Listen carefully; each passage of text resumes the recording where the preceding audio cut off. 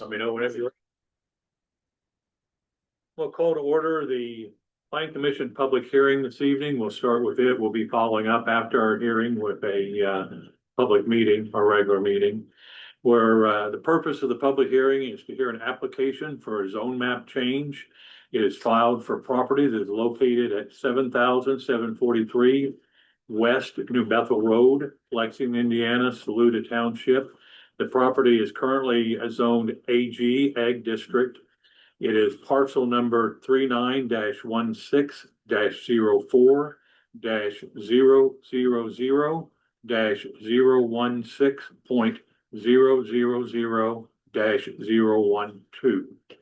So we'll open the hearing with hearing information from the applicant on the proposed zoning change. It would be a change of changing from AG to general business.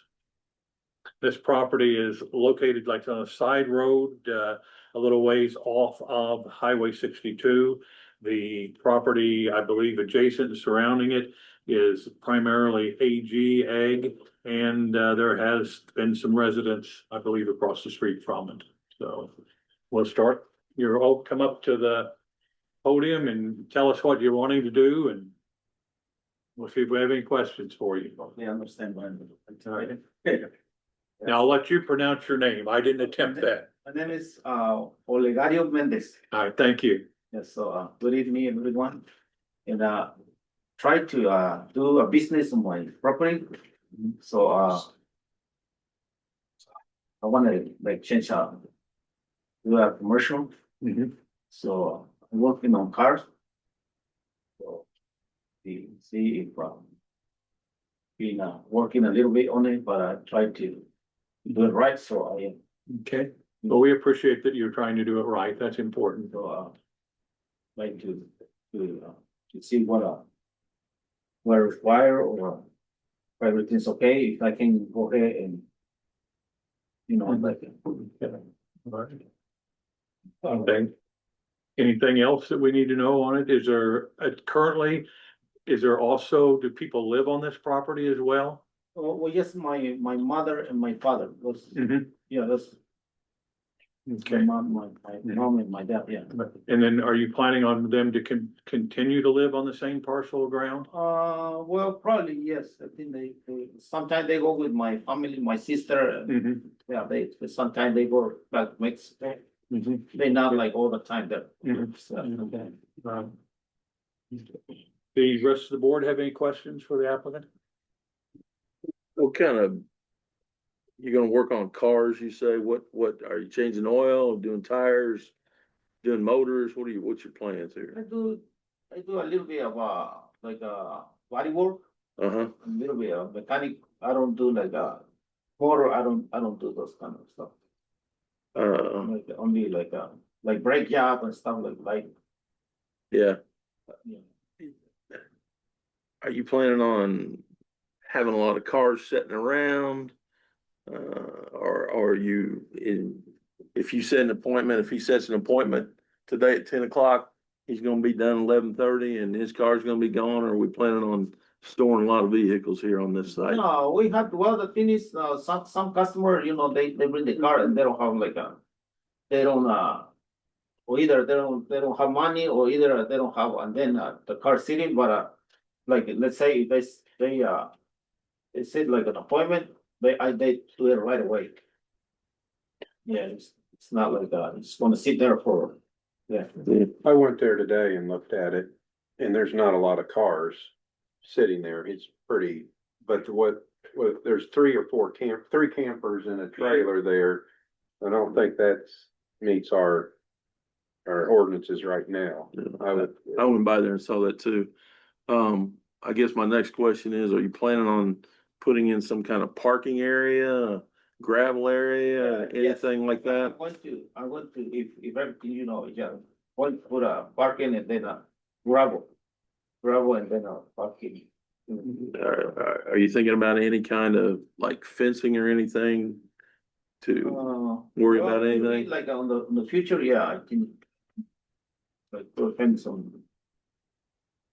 And you mentioned body work. Would you be doing sanding and painting and that type of thing then? Well, in the future, I think, But if you're doing body work, you'd be Yeah, doing yeah. some painting and so forth there as well. I wanna put like a spray boot and, Okay, yeah. all right. Anyone else have any other questions? All right, no, thank you. You can have a seat and we'll ask for adjoining property owners or anyone else that would like to give us opinion, come forward and state your name and address, and we'll listen to what you have to say. My name's Lynn Jackson. I live at 7724. I'm right across from him, and I don't have a problem with it at all. He's a really nice neighbor. He's helped me out several times. He don't make a lot of noise. He sets his own hours. And I just don't have a problem with it. Thank you. Thank you. You're welcome. My name is Sandra Williams and I live 2 doors down from her. That's my sister. Mhm. And we don't have I don't have a problem with it. He doesn't stay late hours. He doesn't make a lot of noise. He's always friendly. He's helpful. He's always said, if you need anything, let me know. I'll help you out. So I don't have a problem with it. I think it's fantastic that he's trying to make a living and trying to build a future. That's what America's all about. Appreciate it. Thank you. Who else do we have?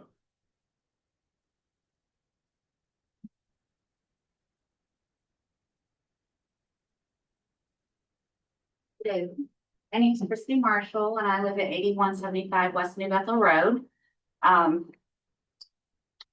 And I I'm a resident of New Bethel Road, but I'm also the tenant of a 33 acres zoned ag parcel that surrounds the property on 2 sides. And I request a non-favorable recommendation for the proposed rezone from ag to general business for the following reasons. The parcel is currently zoned agriculture with a base residential use of mobile home. Since 2020, the property has been in violation of the UDO by housing multiple family units, including campers as permitted residents. That's an unauthorized use under the UDO, as mentioned previously. In December of 2023, OM Auto Body Repair LLC began operating on the parcel. And that's the date of the filed UD or of the filed LLC. That's a violation as well.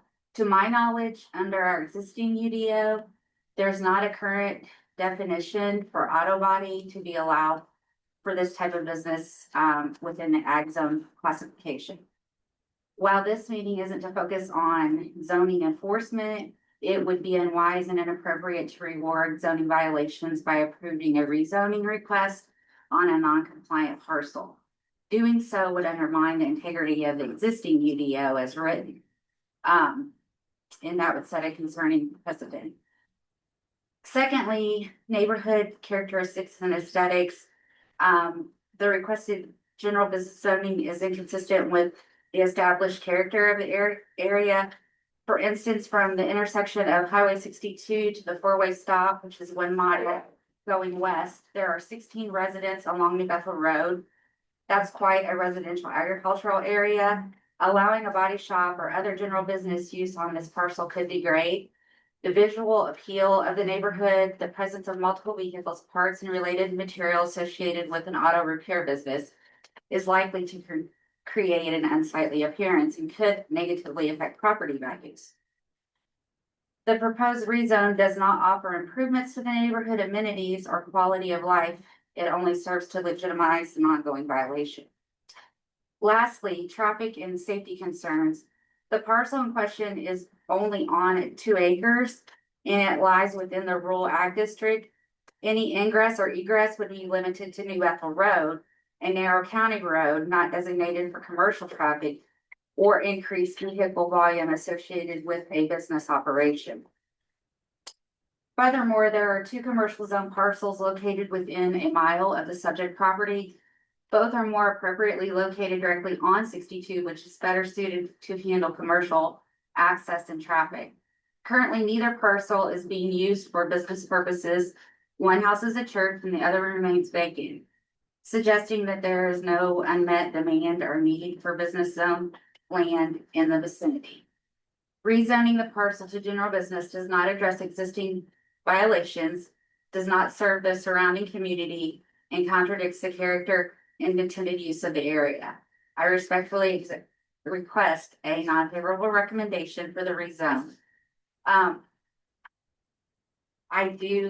will go ahead for the record and submit my statement. And I also included in there, a photo of the 2 acres with the, GIS map that highlights the 2 acre property so that you can see the houses in the vicinity. And then marked in red are the 2 commercial properties that are already zoned commercial and how they sit on the highway. And then additionally, the LLC filing for the date for the LLC, it states auto body that we don't address in the UDO. And then the advertisement for business as well. That's all. Thank you. We have anyone else? What, just, let me see if let me let everybody that hasn't talked yet, and then I'll be more than glad to come back with you. Come on up. I'm Sherry Chapo. I live at 10214 West Deputy Pike and Deputy. I just have a question on the new UDO. If this parcel is ag and homes are allowed in an agricultural district, what happens if it goes to general business?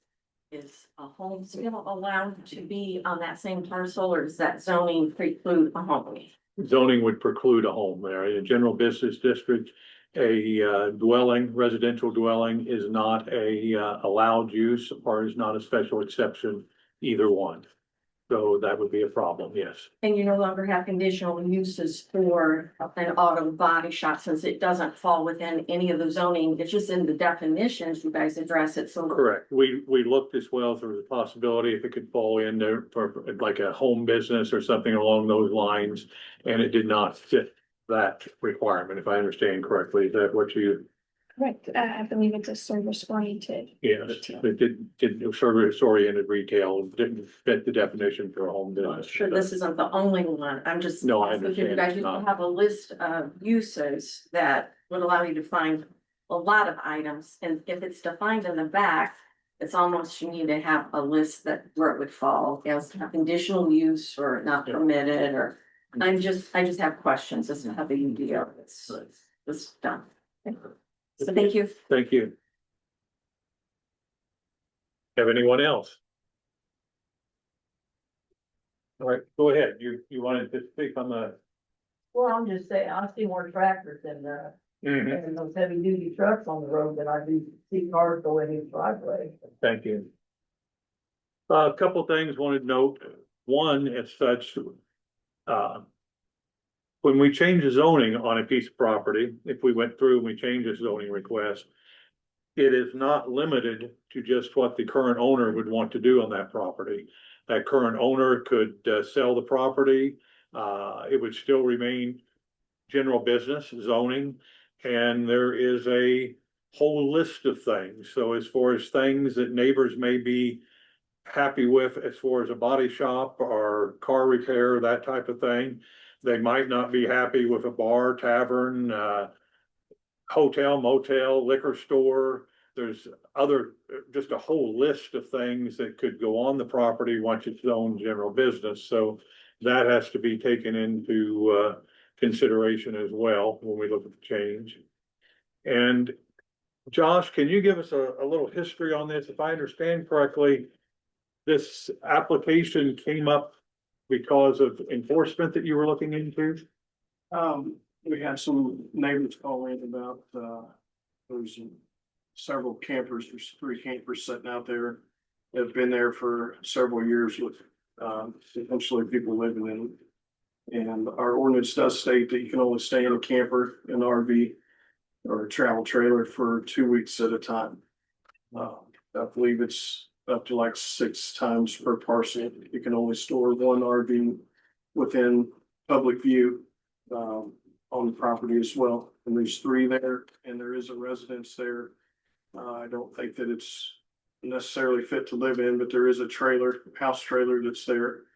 That I believe Ollie has talked about tearing down and getting rid of the RVs that are there. But at this time, they are still currently on the property, along with the, body shop that's being run there as well. And so when you were there, you became aware of the body shop being ran, and is that what prompted this application? I had sent him a letter and he had come in to talk about the issue with the RVs, and that's when he told me that he was running the body shop there as well.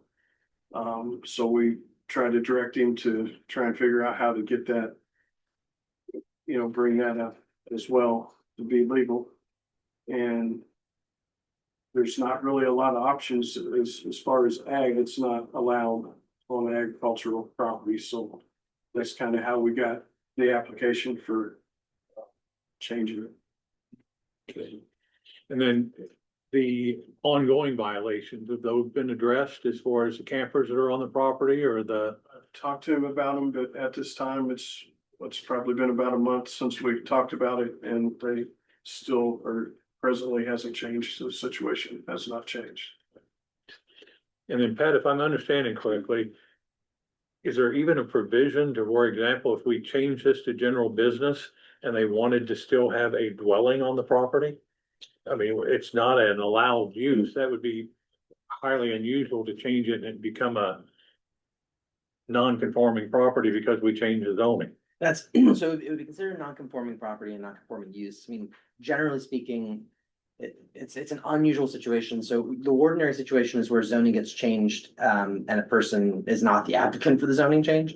And if they have a use prior to a zoning change, they're allowed to continue that use even after a zoning change. That's why we have non-conforming as part of the ordinance.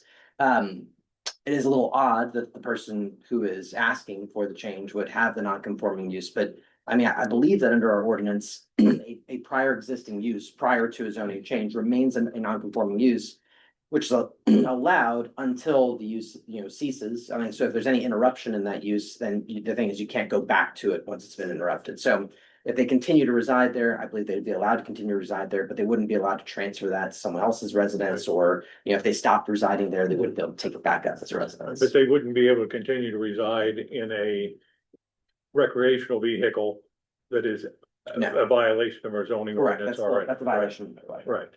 I don't believe, correct me if I'm wrong, but I don't believe you could change, if that house trailer is not fit to live in, I don't believe you could change that trailer either to a different residence. No, you can't, yeah, it's just So once Only that the one use would that's be existing. pulled out, you could not correct. pull another. So very correctly, we change this, it's going to increase the problem as far as using the property for any residential use as such. That's not already conforming, and it doesn't sound like there's currently a residential use that conforms with our current zoning, Correct. correct? Okay, and then aren't there quite a few other requirements that they would have to go through other than just the zoning change? They have a pole barn building there now?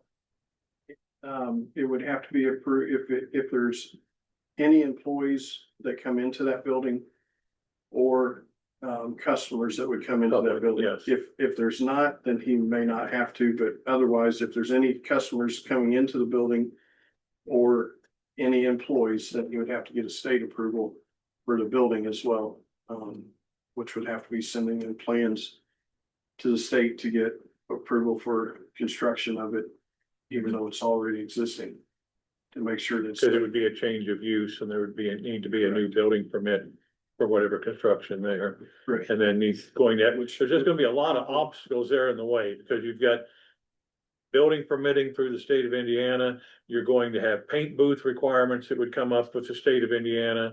You're going to have septic requirements, because the septic system, I don't believe you could find a permit on file for the existing. So if they, you'd have to have restrooms in your new building.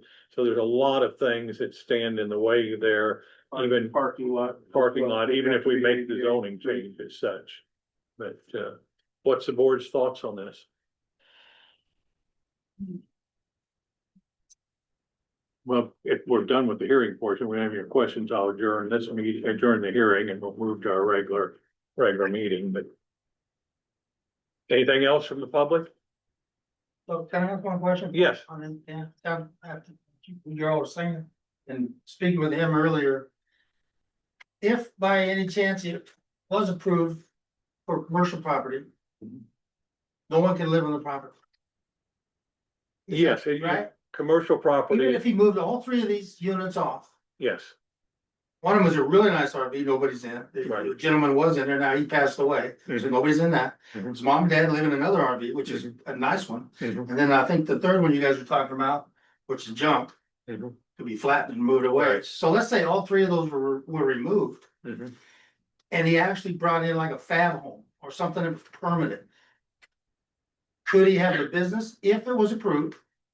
And still be able to live on the 2 acres? no, So that would definitely be, no, that would be a big so it's disadvantage. either, if you were to approve the business, which Mhm. that sounds like a pretty big hill to climb there, from what you all are saying. Mhm. If it went back to just being a storage unit, which is basically what it was Mhm. permitted for eventually, Mhm. he could put up residence. For Yes, say his mom and dad, or Yes. for himself if he wanted to live there. yes, Is that correct? correct, So it kind of one way or the other. yes, You guys aren't gonna go, all right, yeah, you're gonna have a business there and you're gonna live there. That don't sound like that. No way it's gonna happen. no, And that even probably being doesn't work. approved looks like it's gonna be pretty tough. And if it was approved, if you guys were to, he's got another huge hill to climb with everything you just mentioned. Yes, you're correct, Okay, understood. okay. It sounds pretty serious. Now, if he's looking at that and you reach a conclusion that, you know, it'd be better to leave that alone, you know, he's more than welcome to withdraw his application for the change Yeah, well, before we, how long does he have to do that? I don't know, I think we'd be willing to table it to our next meeting. Well, And, you know, we'll, would it be smart just to wait for your guys' decision on the business zoning part of it? And if you guys say yay or nay, then we can talk about it from there. well, we can go ahead, He could- either way you'd want, we're gonna adjourn the hearing here shortly and we'll call our regular meeting to order. And we can make a decision then and table it until our next meeting to discuss it. We wouldn't have to have another hearing. We've already completed the hearing. We would table making a decision on a recommendation till the next meeting. Or we can go ahead this evening and we'll discuss it further at a regular meeting. And we'll make a recommendation of favorable, non-favorable on the change Tonight, tonight, yes. If you think do either make a recommendation tonight or we can take it like till everything. how long does that take? I mean, we got no problem with you guys. Well, we're more than willing to make the decision this evening if that's what you want us to proceed with. And If then that's not. give him a call or? No, he'll be here for the meeting. We'll make the decision. That meeting's open to public just as well. Everyone gets to say for it. Our next meeting's in 30 days. Your next, yeah, Mhm. yeah. So we can go outside, you guys call us back in? You can stay right here. Stay right here. Yeah, stay right here. Fire away then. All right. We're gonna, no, you stay right here. Okay. No, we don't make our decisions in secret, no. Well, then we'll adjourn the hearing and I'll call the August 5th Plan Commission meeting to order. Let me get back in my right pile here on the agenda. First, we will have roll call Warren Oxer, here. David Bramer, Here. David Ferguson, Yes. Jenny Beverly, Lisa Hammock, Here. Ray Black, Mike Pittman, Here. Rick Copeland, Here. Larry Wynn. All right, we have a quorum. We'll proceed with our meeting. Did everyone have a chance to read over our minutes from July 1st? And are there any changes, additions? If not, I would entertain a motion to approve the minutes.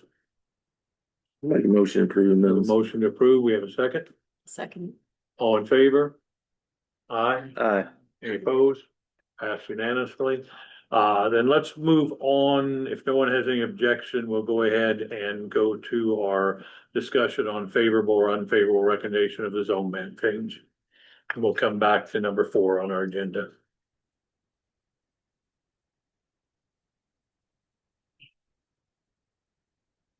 What are your thoughts overall? Well, my opinion is we established that there's a lot of things that need to be corrected or changed before anything can go on as far as a business here. So, in my opinion, we don't make the change to general business. Other comments, thoughts? Unfortunately, I agree with Larry. I appreciate what you're trying to do, but since it's already got 3 residents on the property, that makes it tough for us to make that decision. Anyone else?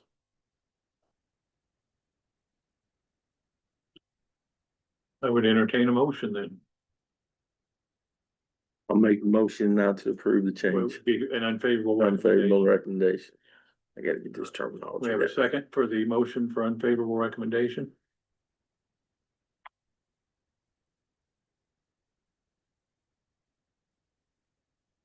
I'll second it. All right, second. Any further discussion? We'll have a roll call vote. Warren Archer, Yes, I support the unfavorable. David Bramer, Yes. David Ferguson, Yes. Lisa Hammock, Yes, Mike Pittman, Yes. Rick Copeland, Yes. Larry Wynn. Yes. Okay. We've decided to make an unfavorable recommendation to the Jefferson County Commissioners. They'll have the final say on it. It is unusual that they rule differently than what we rule on it as such. And we're want to be in support of your business going forward. You know, if you can find another location there that's zone general business, one of the other parcels or something else close by. I know that Josh will want our office to work with you to help you through whatever permitting and so forth that you would need to get done on that. But we could not see a way to make it through it on this one. Okay, so, you're gonna send this off for final approval, which makes everything legal. Sounds to me like they would agree with you. How long before cease and desist of what he's doing right now? How long before legally, not breaking the law, he would need to stop?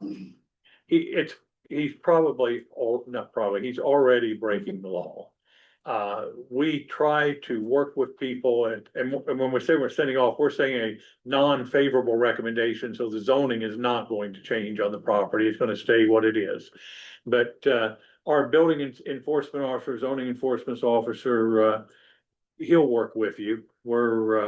We've not, had neighbors across the road or people that are joining you are not coming in and are very upset about things, or they're not telling us that you're causing nuisance or runoff or things on someone else's property. So Josh has worked with you on a time frame as to what would be able to clean things up. So if he explained to this gentleman you're talking about, cause he's got some projects going there. That he could finish, but it's gonna take a little time. I mean, he could stop and not take anything else in. I But if he has to- can't legally tell him to go ahead with those Yeah, projects. but he'll know, they'll tell him, Yes, cause that could really Yes. cause Yeah. a headache. yes, So it'd really be a tough one yes, to get over. we'll be reasonable. Yeah, Okay, and cool. I wouldn't think Josh would come in and say, now, he would give you a certain period of time. And Josh is not here? No, He's that's Josh. standing right there. He's standing right there. So he heard it firsthand. Josh. You try, right? Now, second thing real quick, Mhm. the 3 units. I guess Josh could. Mhm. Do we need to get down to 1? Is it gonna be to where all 3 need to be removed? Including his parents that live in one of them? What happens there? He needs to get those removed and, if they don't change the zoning on it, then he could apply for a new building permit where the trailer's at now. And put another trailer in or something there that's legal. So the biggest problem is you're classifying those as RVs. right? I don't classify them as Or- RVs. That's what they're classified. Yes. Yeah, yeah. As residents? Yeah. So for somebody to live on those 2 acres, You need a. can't be in an RV. Correct. That's correct. Is there a way to change an RV to be permanent? I mean, put a skirt around it and No, septic tank, They have to you have can't do that? They would have to have a state approved HUD sticker on them. And RVs do not, and travel trailers do not have that. So the best thing to do is the 3 leave and maybe go back in with a fab home or something. Yes, and You know, lay the function, plumbing, et cetera, yeah, and get permits, yes. right? And we'll, yes, and we assist in any way we can in helping to get But those that's things. the only way out of this right Yes, now. yes. And move the business to a property that's zoned for that. Yeah. Well, it's not gonna move the building would just, Correct, you would have to move his business, not. yeah, building. I understand. All right, well, thank you. I appreciate it. All right. Yeah. Thank you. Appreciate it. Yeah. We learned a lot. Thank you. Well, let's go back to number 4, and Taylor, you can touch on discuss the possibility of changing the fee for the administrator to submit legal notices for an applicant.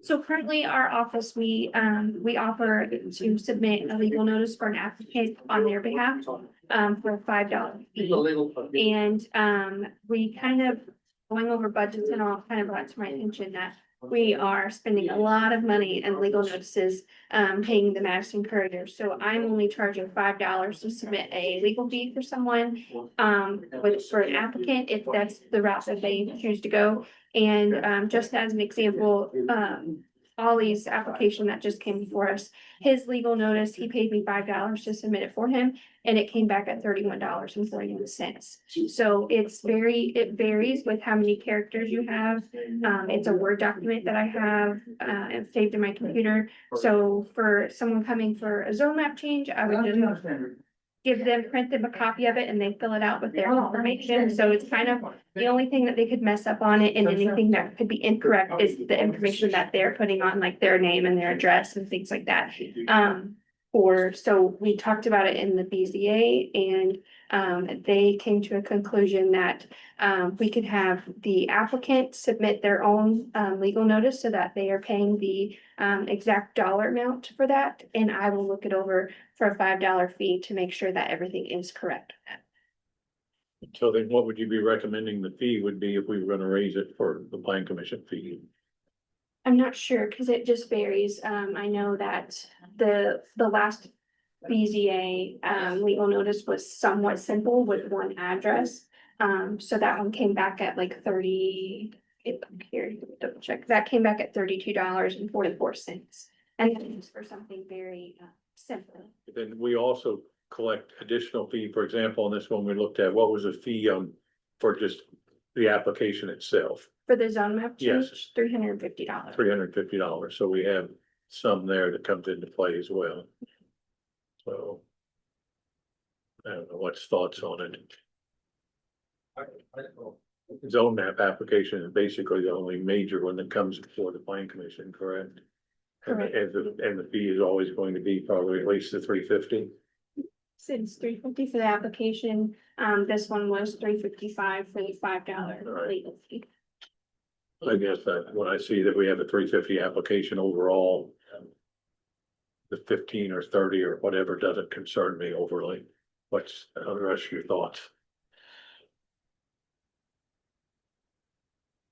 Well, on the BZA, you tell them our recommendation? Yeah, Yeah, yeah, and that, not in that situation, but if we have the 350 that's covering, gives us a little bit of a cushion, then. yeah. And because your fees aren't as high for a variance, they're considerably lower than that, right? Yes, a special exception is $50, and I believe they're 75. I can't remember exactly. They're considerably lower, so I can see that. The zone map change is pretty expensive. I don't see a problem either going to where we charge a $5 fee and you approve it and it goes back to them and they actually do all the recording of it too, or advertising of it, whatever you want to do on it. That's up.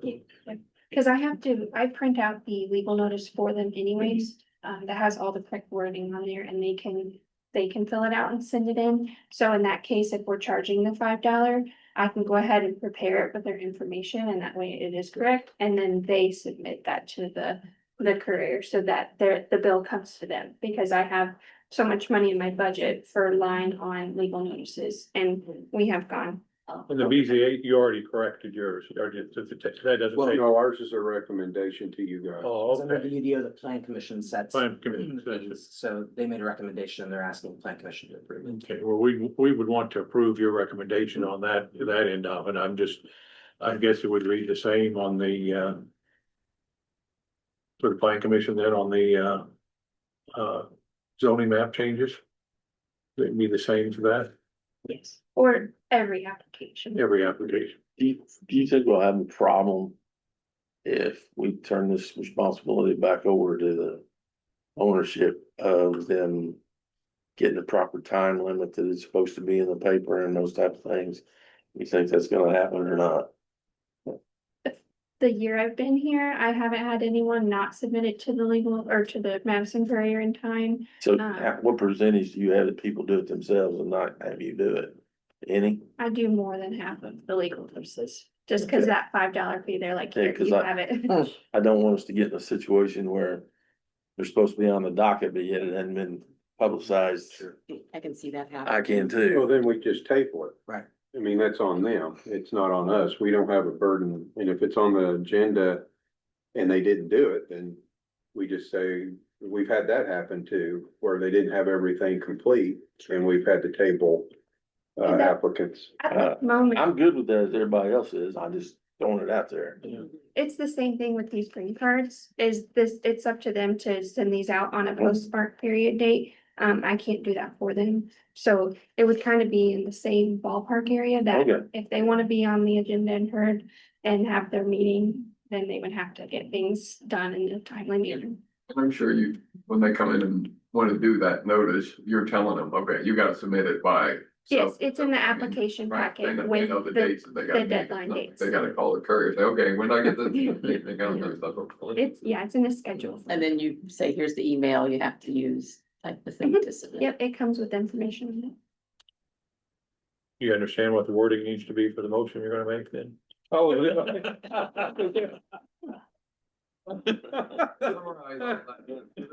You're the BPA. I can't believe you're throwing me under the bus. Well, you're right. Do we want to make sure it's, just talking here to, it's on all applicants, right? Is that how you want it? That, not just the legal notices, but on all, like on the zoning change and Yeah, every application. every That requires application. a legal notice. That we, so that the applicant now comes, we approve what's going to be sent to the courier, and it's up to them to do that and incur that cost. It's still at the $5. We're gonna leave the $5 in place. That's the motion, if it made any sense. I'll second that motion. What motion you second? Repeat that, Dang. repeat that. Taylor, help I us couldn't with Taylor, this. No, Taylor, stop. Taylor, They put you on the spot next.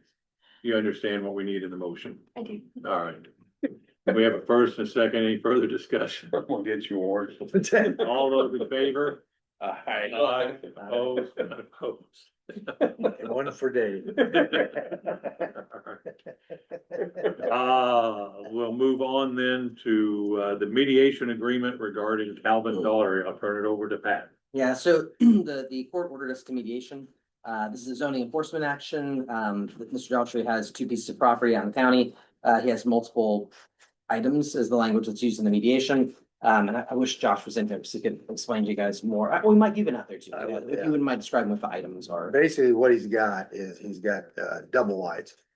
And they're each pulled on a separate trailer. So that's two trailers. And he's got two double wides, which is four trailers sitting on one lot. Is this up at 421? Yeah, Yeah. for 21. Right. So he's got four inoperable. Well, they're not vehicles, but they're four inoperable, what do we call them, guys? Trailers. Four inoperable trailers Yeah. that are sitting. House halves or trailers, like half a house and half a house. You know, two trailers make one residents, I guess. And we've received numerous That's kind of complaints. what part of the. They've been there a while. They've been there a good while. I mean, like years. How long have they been there, Josh? They've been there about a year and a half. I thought they'd I been there think longer. February was a year, so about a year and a half. You recall this was part and parcel with, there was an issue with a plat, a very old plat. That he was thinking about attempting to develop, which then the hearing came for the commission to revoke that plat. On the basis of the application of several of the other owners, which went through. So then the reality is, and it's mentioned here, the reality is that, you know, Calvin has filed an action seeking to obtain judicial review of that decision. As it stands right now, the county has not been a party to that action and has not been served with any paperwork from that action. And so as things stand right now, there is no legal action against the county with regard to that plat. He did take out an action naming the city plan commission, which, but that's where things are. So that came up during the mediation. It was discussed, and the mediator said that's a separate case. I can't do anything with that case. So the rub kind of came with, you know, that our position has been that these are inoperable trailers, or they're not motor vehicles, inoperable trailers. Calvin's, Mr. Deltry's position has been that they're not, that in fact that they're houses, that they're chunks of houses, if not full houses. And so then part of the discussion was, you know, how does our ordinance cover storage of pieces of houses? And that was sort of the push back and forth. But their position was that his position was he was not in violation of the ordinance because they're not trailers. And our position was, well, no, for all intents and purposes, they are. That's at least what we've been, you know, moving forward on. So the mediator then made a recommendation, and in principle, given sort of the tensions of the two positions, it seemed like at least it would minimize the amount of issue out there. And so the current proposed mediation agreement is that only 3 items, and so that's the reason for the word items, is because of this discrepancy that was going on as far as how to label these things that are on his property. That only 3 items would be allowed per property. And so then he has 2, and then under the UDO, he can divide one of those pieces of property without hitting the subdivision ordinance. So that theoretically, you know, if he did that, then he could have, you know, 3 on each of 3 properties as opposed to, you know, 3 on each of 2. But that's what the language is intended to mean. Like that's where it comes from, is trying to minimize. And again, Josh, Mike, you guys were there, you know, speak up if I'm summarizing it incorrectly. So. Help me here. Mhm. All right, is 2 halves one item, or is 2 halves, that's 2 items? 2 items, 2 items. because they're each on a separate trailer. Okay, And I mean, and this is, I mean, we have a lawsuit that, and we have filed a lawsuit to enforce the ordinance. And if the agreement is not ratified by the planning commission, then mediation failed, and we would move forward on continuing to attempt to enforce the ordinance. He was also supposed to get a permit from the treasurer, I believe, to move them, and we don't believe he got those. We don't enforce that. That's up to the treasurer, but we don't see any evidence of any To treasurer. move them out, is that what you're No, saying? they actually To put to move them there them on the property originally. Originally to put them It's there. actually covered by the Department of Transportation's DOT. Mhm. I mean, you've got to. Cause it's a wide load. No, what the permit that's required through the treasurer's office and the assessor's office. It is in order for them to keep track for property tax basis where these mobile homes are located, because if you just put one in, they don't have a way of knowing that we need to go out and appraise a piece of property because there's a mobile home on it now for the appraisal purposes. Whereas a building that was being built, they would have gotten a building permit, and the building permit triggers that with the occupancy permit and so forth. But that portion of it that didn't happen. And the problem I have with the mediation agreement is, it does nothing to solve the original problem that we had. You know, we had people that came in and complained because there's 3, 4 double wide trailers and pieces that are sitting on a lot. And we're basically saying, well, we're gonna agree that you can have 3 pieces of a double wide or trailer of some sort on each lot, and there's no time frames. it would be, make it possible to store them there from now on practically. And, I think that we surely ought to be able to find some other arguments in our deal as to, I didn't go out there, you guys did. Is there any kind of general maintenance? Are they mowing? Are they cleaning up around any of this? It just looks like hell. Yeah. Okay, And they put the sheeting on the sides and it's blown off and you can see where they're in pretty bad shape. okay. you know, then you could argue that they're actually, you know, they're HUD certified. We have definitions for, modular and, mobile homes as such. And we only allow one dwelling per parcel, so I definitely can't see how you could allow three pieces as such. And if there's already a dwelling on a parcel, we can't allow another dwelling onto that parcel. His complaint is that he doesn't know anywhere to move them to, you know, it's a problem under ordinances, it takes a junkyard basically to That's be. what it sounds like.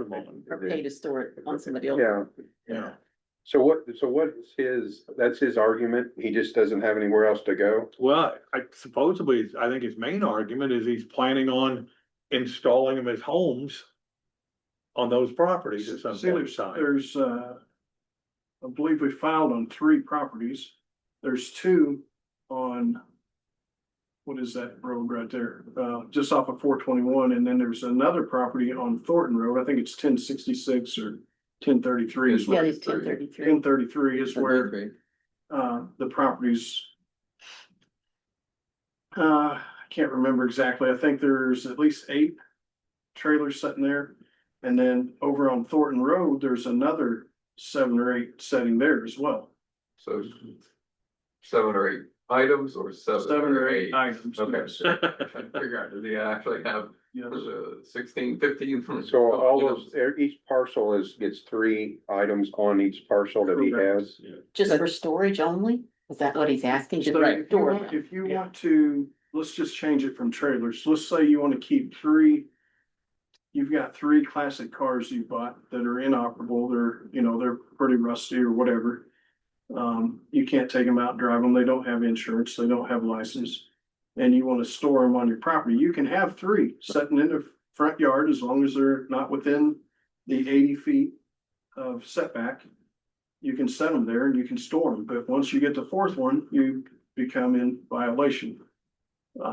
So at that point, to be out of violation, you would only have to move 1.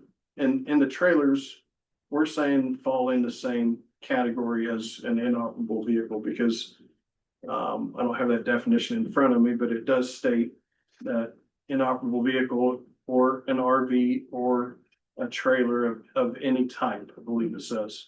When he has them 80 feet away from the roads? They are not 80 feet away from the road and they are not. And he actually split one of the properties. And I believe at this point, there's 2 trailers on one and 2 on the other, so that kind of really alleviated that one. Even though now the 80 feet might still be an issue there. But that one, as far as number, I think has kind of been fixed. And then the property right beside it, it still has 4 sitting on it. Now, there is another property he owns behind it. You could move 1 or 2 of them over onto it and probably get yourself out of violation on them. From our standpoint, does it really resolve the issue of having stored residents there? Not so sure, and it definitely doesn't solve the issue for the neighbors having to look at these pieces of house sitting out there, but I'm not sure if there's really anything else we can do. So using your analogy of the vehicles, do they don't have to be maintained or anything on those On vehicles? vehicles, I mean, they can be literally on blocks they could be, yes, and and visible from the road. yes, and we don't have any And so- grass ordinance either, so. So since there's no maintenance being done on these properties, but we're treating these trailers because there's wheels under them as vehicles. And that's what we're saying. And the only thing that he could be in violation of technically would be the 80-foot rule. Correct, if he got them back to where there's just 2 on each property, yes, Yeah. or 3 on each property, I guess. So that's what we could ask for in mediation, that is that he only has two on each. Well, we went to mediation and Okay. that's, and that's where the three is coming from, is that, so the section that Josh is referring to so it's storage standards. And then inoperable, a maximum of 3 automotive vehicles, recreation vehicles, or trailers of any type without current license plates or in an inoperable condition are permitted per parcel. So like our ordinance specifically says you can have 3 inoperable vehicles, recreational vehicles, or trailers of any type without current plates. And that's what we've currently been couching it as. And again, he was pushing back saying they're not trailers, they're half of the house. But In that case, he's wrong too. but our houses, we don't allow more than one house on the parcel. That's right. So That's why, correct. to me, if they got HUD, they have HUD stickers and what have you, they ought to be considered houses, and therefore the trailer thing should be thrown out the window, and it should be, we got a house and a half or whatever, and that doesn't meet our ordinances. So, And we can amend, I mean, like if this is am I not wrong approved, that though? I mean, I don't think we can call them both. I mean, They have titles, like a trailer. I mean, if you own a mobile home or a modular, whatever you call it, you do have a title like a vehicle. It's entitled for two items, right? Not just. Well, Do they cut it in half? no, I think it's just one. One title. One title for both Two. houses. I thought there would be, that would make sense. You started to say, Pat, we could amend our, our complaint, we can amend our complaint to include a claim. Both under both of the, proceeding under both theories, that it's either a violation of the 3 inoperable trailers or that it's more than one residence on the property. And I guess I go back to too, wouldn't he have to have, if he puts them on a parcel? Wouldn't he also have to have a septic on that parcel as well as, we're now switching him to a home? He'd have to have If it's a residence, then he'd have to have a building permit. a building Everything permit else would come from that. and a septic, I assume a septic. That's part of our, Two of the properties he has pulled permits for, and he has septic permits as well. But he hasn't started any construction on them. So he could set 2 of them, because he's got building permits for that. The other 2, he's either gonna have to pull permitting for, or How old are the permits, Josh? Off the top of your head? 2 months max You got a year to to start on. put Yeah. them together. But doesn't he, but he's gotta have a septic He has septic approval for 2 for 2 pieces now. of property. Okay, all right, okay. are you talking about other than the 1033 property and the Thornton Road property? You're talking about There's 2, he's got. the other parcels that he's I trying to. believe there's 5 properties now off of 1033. There's 5 parcels there, I believe, that he owns. They're all attached. I mean, yeah. Yeah, but they're They're all deeded touch- separate, but they're all touching one another. Correct. Like and partially where the plat was, right? part of it is Part of where it the is, plan part is of it at, is. correct. And part of it's. Part of it's not, Right. correct. So he could correct this by coming in for a subdivision. He doesn't, I mean, He doesn't want to have He subdivision. does not want to do subdivision. yeah, I mean, it's not even the subdivision. He's got approval to put 2 houses on now from septic and building permit. And he could get permits for the other parcels if He he could. chose to. If he gets septic approval there's one other parcel that does not have a house on it at this time, so he has, in my opinion, there's an opportunity to do one more parcel, which means he'll have one house that is not accounted for, that would need to be moved, or he'd have to split another piece of property to put that on.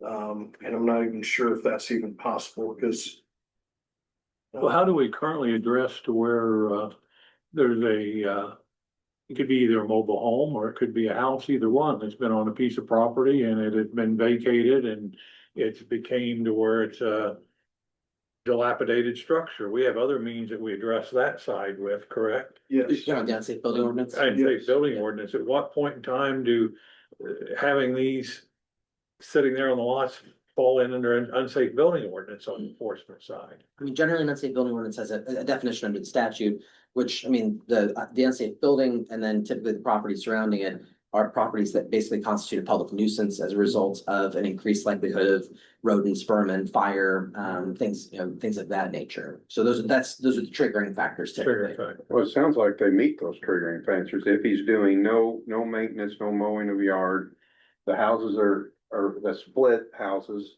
or the sheeting that protects those houses are gone. And nothing has been touched on them. That is another avenue that we could pursue. To me, that's the one you ought to pursue.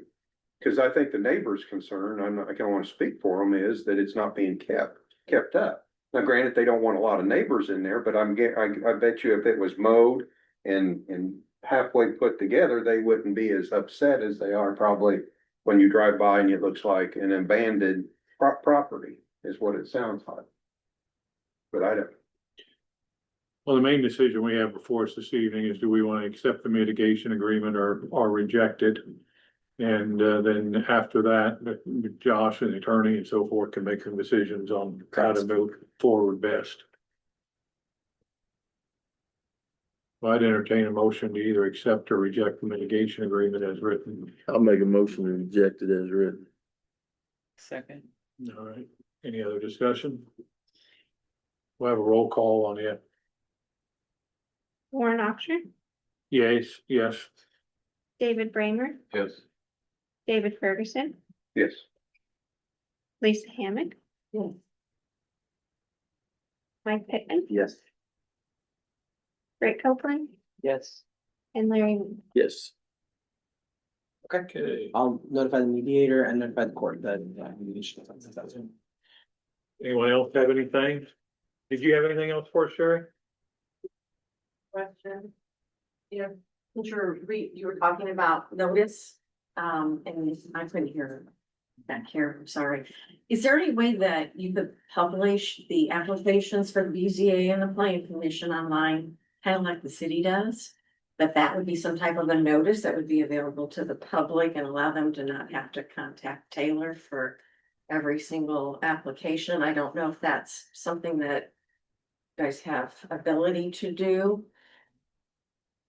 Or if you need time to think about that, So you're saying the city does that? yeah, so you can see the full application and then their agendas, everything is there, so and it's quite extensive, it would streamline your work, cause it would be available there, and maybe that would serve as some type of a notice too, I don't know. I don't know the capabilities of our website, but I would think it would be there.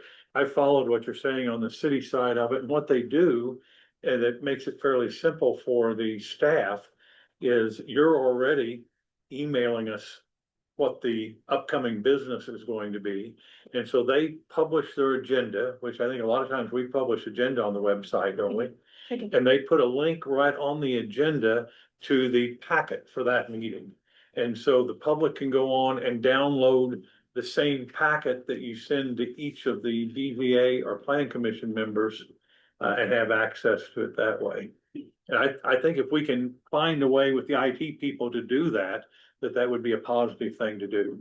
Yes, I think I could. It would increase transparency and it would make your job a lot more streamlined. If you had someone call asking, you maybe I'll just refer them to where they can download it on the web versus having to run copies for them and so forth, so. And I know when we do work with the city on, for building houses or anything, everything is online. We do it all online, submit it. And then they email us back and tell if it's approved or if they need more information. So we don't even go into the office anymore. We submit the plans and everything online. We'll look into that, see what we can do. I can't promise. The only area that I see is a potential area where it could be a little trickier to do is when we get into an application, if it was dealing with something like solar, for example, and the damn applications are 150, 200 pages. So we may be able to accommodate that, but sometimes downloads don't work as well Hopefully we don't have that, but Yeah. they did publish that in a Yes, but we couldn't download, I know, you couldn't print. yeah. So it was kind of difficult. Yes, it was. So listen, we don't have to prepare Right. it. So thank Yeah, you. all right, thank you. Anyone else have anything? I wanted to, let the planning commission know that Sharon Wilbur stopped by. She was wanting to follow up with the planning commission on, when she had Katie talk and gave her opinions on regarding the chicken. Okay. And I talked with Sherry and made a trip out to look at the area where things were going in. And she understands that under our current zoning ordinances that everything met as to where it should and so forth. But an area that I think not only Sherry brought up, I think Mike had mentioned and had concerns with at the same time, was that we need to look at making some adjustments to our building permit process that would require that the county highway department needs to give some type of approval that the roads that are in the area are adequate to support the increased traffic that would be there. Cause it's a little bit different if you're just looking at a typical farming operation that has maybe grain trains sitting in and out for a week or two out of the year, or farm equipment big. But when it's going to be these certain size operations that have a constant, whether it's once a week or 3 times a month or whatever it is, need to look that they feel that the roads will be all right to take care of that. It may cut down on damage. We've talked about doing it on driveway permits at the same thing, that county highway would sign off a little bit more on where the driveway was gonna be located, even on residential, before we totally gave the building permit. We have the same problem. We're getting too many houses on some of these rural county roads even, like on Yes. residential, because they're just Mhm. 1 lane gravel roads and they might work with 1 or 2 houses on them, then all of a sudden we got 6 or 7 and those roads can't handle the traffic on them. But something I told her that, it'd probably be a little while before we got the language. It's not like that we have these ag type operations or something that would come up like that very frequently, but if we can come up with some examples and some language for you to consider, we'll bring it back at a future meeting. I don't know that we'll make it to our next meeting, but we'll take a look at it, and I'll need to talk with the commissioners and the county highway department and get some input from them as well. I'm sure putting together, just having something that set up a general transportation plan for building permit that would trigger the highway department to know, okay, so, I mean, kind of after the fact, we're working with the Vital Farms and. That's the one that she was in about. Yeah, I mean, we've looked at the roads, we've tried to repair it some, but the discussion is that Vital Farms is gonna come and repave it or redo it once they're finished with the traffic. I know there hadn't been a lot of damage to that road that I could see, particularly when I drove out, but it is pretty narrow and there's a couple of pretty tight curved corners.